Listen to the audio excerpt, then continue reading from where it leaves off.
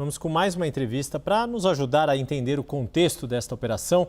A gente recebe aqui no CNN 360 Carlos Yanga, já na tela, coordenador no Rio de Janeiro do Instituto Fogo Cruzado, uma ONG que usa tecnologia para monitorar a violência armada.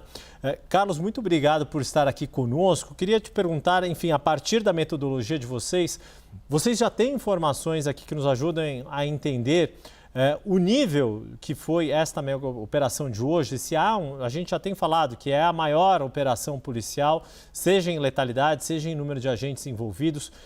O que, a partir da metodologia de vocês, que usa muito dado para trazer informações a todos nós, a gente já pode extrair eu sei que de uma forma ainda recente, mas desta mega operação de hoje?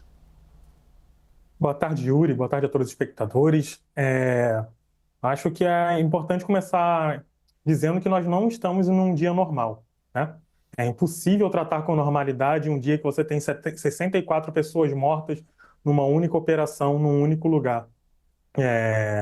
Trazendo aqui os dados que o Instituto Fogo Cruzado mapeia, para a gente ter noção do tamanho da gravidade, entre os dias 1º e 27 de outubro desse ano, ou seja, entre o dia 1º e ontem, o Fogo Cruzado tinha mapeado 63 pessoas mortas a tiros em toda a região metropolitana. Hoje nós já tivemos 64 vidas perdidas a tiros.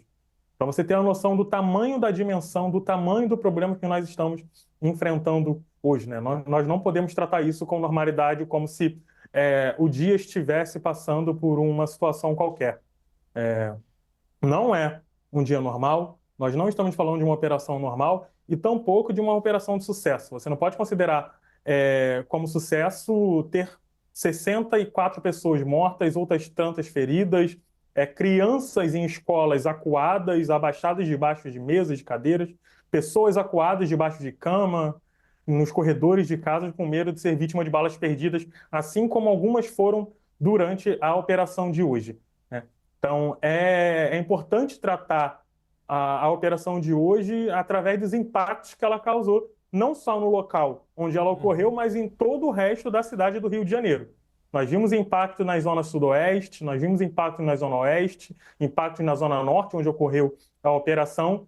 Isso explicando que uma operação policial ela não pode ser pensada de uma forma isolada, como responsabilidade apenas das polícias, das forças policiais que estão ali atuando.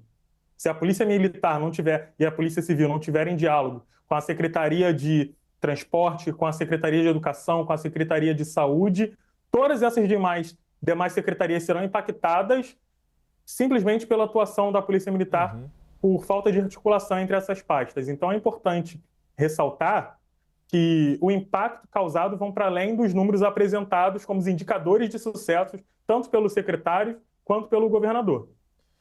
Carlos, aproveitando também a sua expertise e a expertise do Fogo Cruzado como um todo, você já mencionou desses outros efeitos e não a gente tratar apenas da operação nos locais-alvo desta mega operação.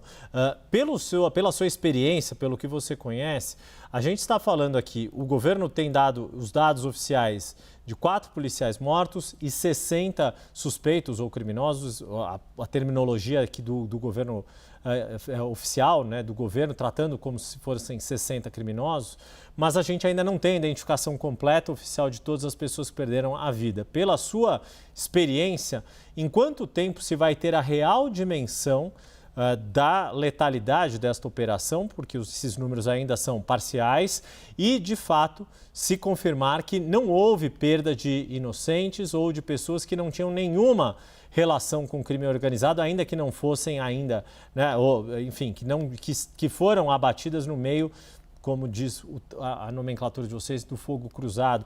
Há quanto tempo deveremos esperar até ter clareza de quem, se infelizmente, vidas inocentes foram perdidas nessa operação? Acho que, se tratando de uma operação que ainda está em andamento, né?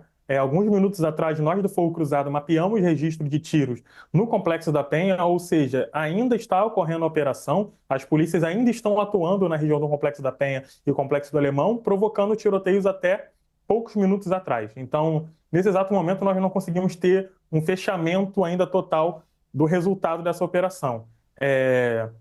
Mas sobre os impactos, a quantidade de vítimas e quantas dessas vítimas foram atingidas sem estar envolvidas nas situações de confronto, só saberemos depois de todo o devido processo legal que deve ser garantido nesses casos, que são perícias, né, com a garantia da manutenção da cena do crime, sem alteração da cena do crime, a atuação do Ministério Público em conjunto dessas perícias, abrindo o processo de investigação para ter toda a lisura do processo, do devido processo legal, e a justiça atuando em relação aos investigados, aos mandados de prisão que estavam em aberto nessa operação.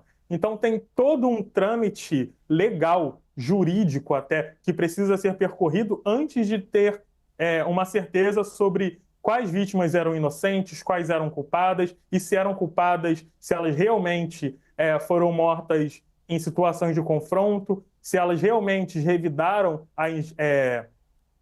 se elas revidaram a investida da polícia e por isso foram mortas. Tem todo um contexto a ser analisado que certamente não pode ser explicado em pouquíssimas horas de pós-operação.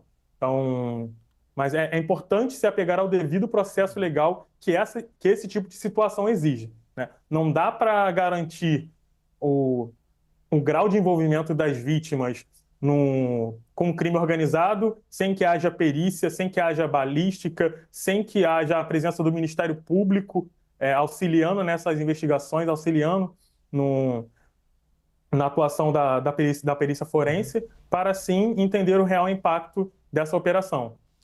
Carlos Yanga, coordenador regional do Instituto Fogo Cruzado no Rio de Janeiro, agradeço a sua participação conosco. Te desejo, na medida do possível, de um dia que não é normal no Rio de Janeiro, como você bem destacou. Te desejo um bom dia e até a próxima. Até a próxima.